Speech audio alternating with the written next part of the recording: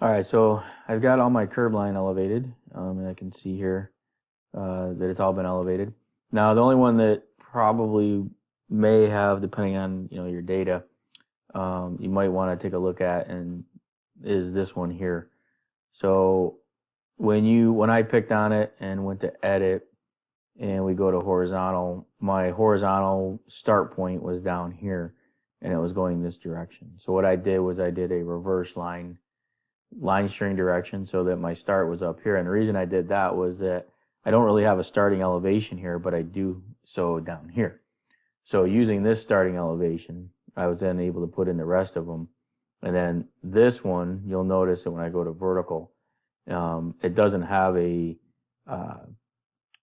elevation on it. So what I'm really doing is just maintaining the slope of the line from this point to this point, and it'll pick up that elevation. We may have to see where that ties in a little bit better later, because you can see the 24 contour line, or the contour line here, is running along the back of it. So we might have to come back and adjust that one. And then the other one is you want to make sure, it's kind of the same thing down here, is that this line here stops here and there's no elevation point. So I put in the last one, if I right click and edit, and I put in this where this 22 ties in, it's really projecting the slope from basically this 23 here to 22 over to that point.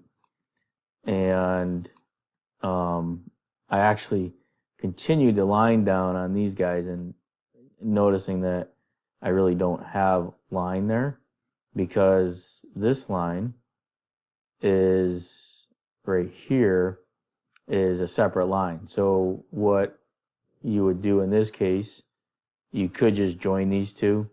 But if I go to horizontal here, this point should be the end of this line here. So I'm just going to snap that, and it picks up that line, and then those two will connect there at that location. So again, a couple of different ways of doing it. I'm going to leave it like that for now, and I may have to come back and adjust it later, but those are the only two kind of gotchas. Now, the only other thing too is you'll notice that this has an elevation point here, actually has a vertice, but if I go to edit and we look at the vertex, I've got 23 on both of those, where that contour line comes in.